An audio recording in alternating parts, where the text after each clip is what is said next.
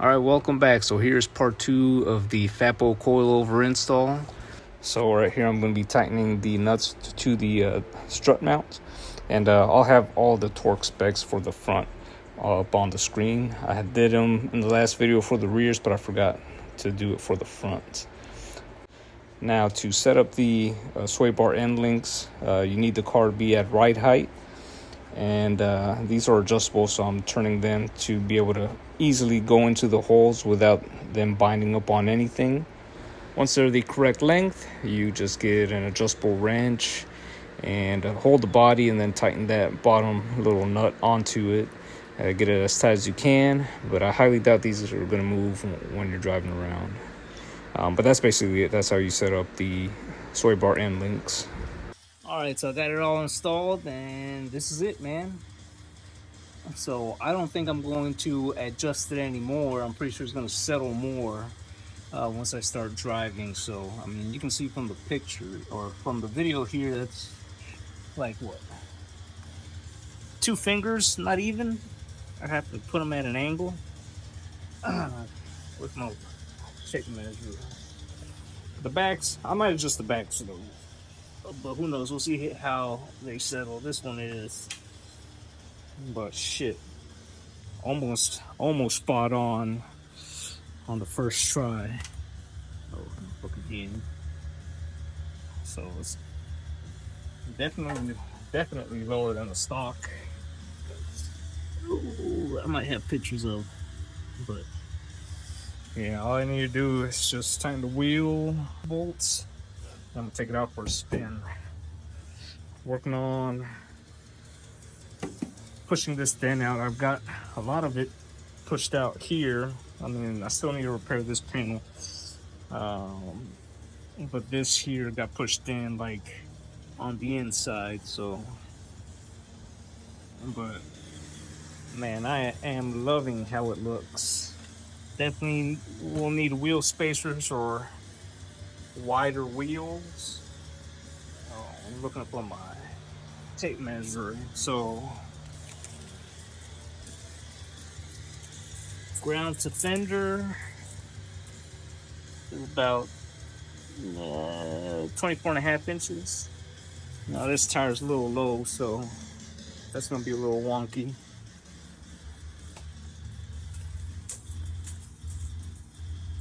So about 25 inches fender to ground. I'll air up that tire and see how that is afterwards. And the back is sitting at 26.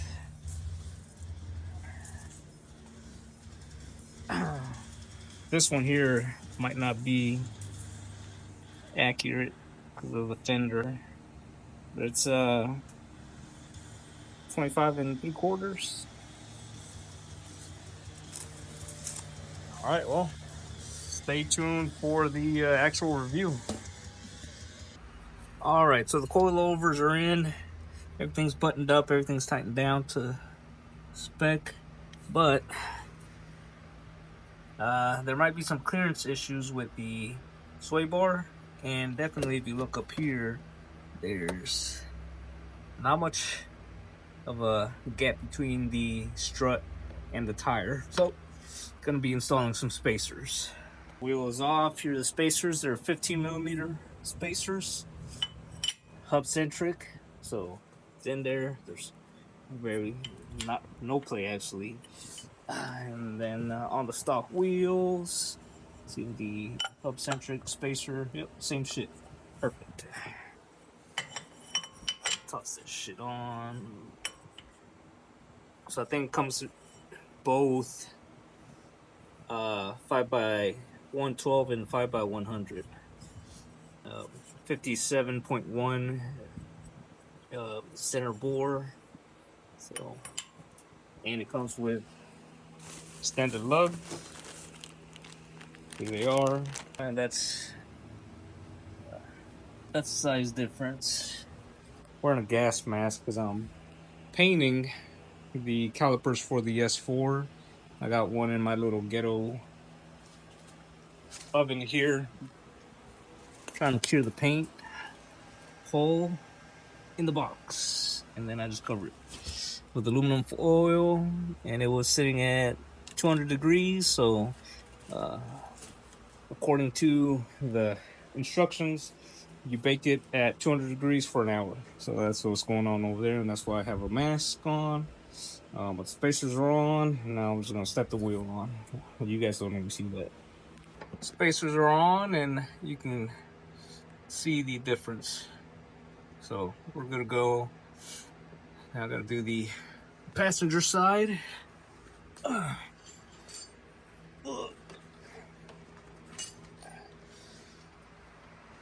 right, so damn, yeah, that looks pretty nice. I mean, it's raised up because the car's up on the off the ground. If you saw the last video, I was using that Vivor hydraulic frame repair to push out that dent. So once I finish a little bit more work on that, then I'll take this car out for a spin and do a review on the coilovers. Alright, so if this video is a little too loud, it's because I kind of have the back gutted. I've been working on that dent, but yeah, here is the review on the Fapo Coilovers. First impressions is they're pretty decent.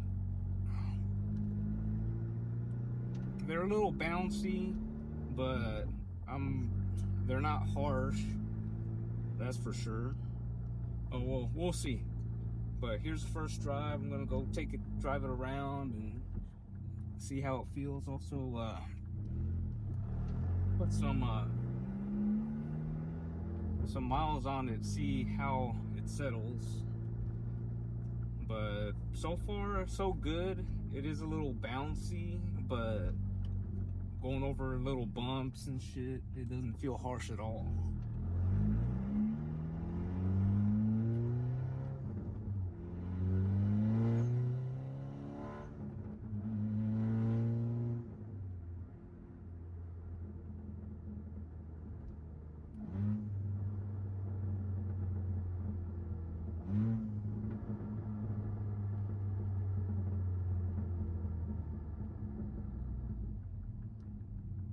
So I might end up stiffening them up a little, because halfway it feels decent.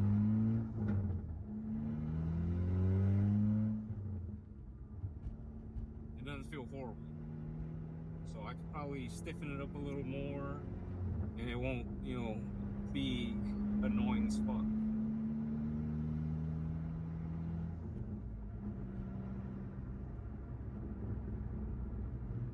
These roads here are kind of smooth, so I won't be able to really gauge the harsh bumps.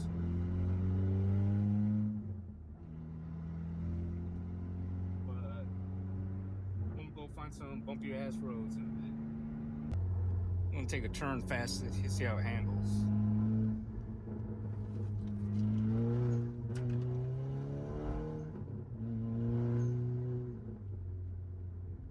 Well, it fucking handles, that's for sure.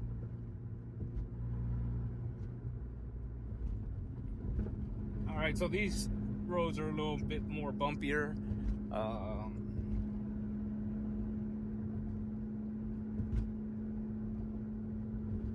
So the car is a little bit bouncier. The dips and bumps aren't really that jarring though. So I highly recommend, if you are looking for a low budget adjustable coilover. I mean, they're height adjustable, and then they're 32-way adjustable. So compared to my last setup, which was basically a Golf R suspension with H&R lowering springs, stiffness I would say is about the same, but it is a little bit bouncier, but not horrible, nothing I would really complain about. So I'm home and I'll finish up this video.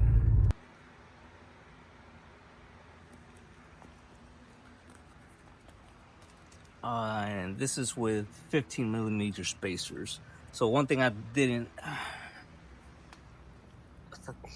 forgot to mention on the video is that, and it's not the fault of the coilover, but the sway bar, not much room, not much gap between the sway bar and the control arm, so it hits, it makes noise.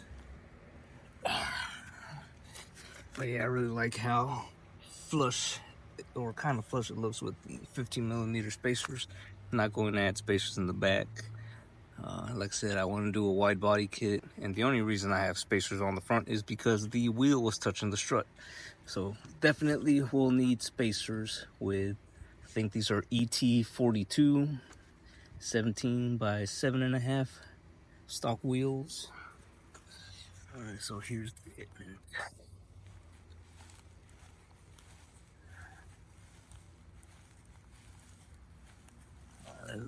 There's another Audi right there.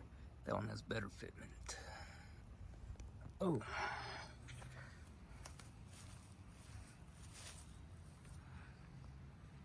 There's the other Audi. Shitty fitment. But I'm 39. I'm getting tired of this whole ultra low and ultra jarring ride bullshit. So that's why I do like these coilovers. I got them at halfway and they're comfortable. I mean, bouncy but comfortable, not harsh. Even going over like bad bumps and shit. Pick yourself a set if you have a Mk5, Mk6, front wheel drive A3s, front wheel drive TTs. Nothing on the website states that they are for all-wheel drive cars. This car is all-wheel drive though, and I mean everything fits, but as far as, you know, how the suspension handles that extra added weight, who knows. But it's possible. So if you do have a Mk6 Golf R or an R32, a Mk5, you can slap them on, or a fucking Quattro TT. They'll work.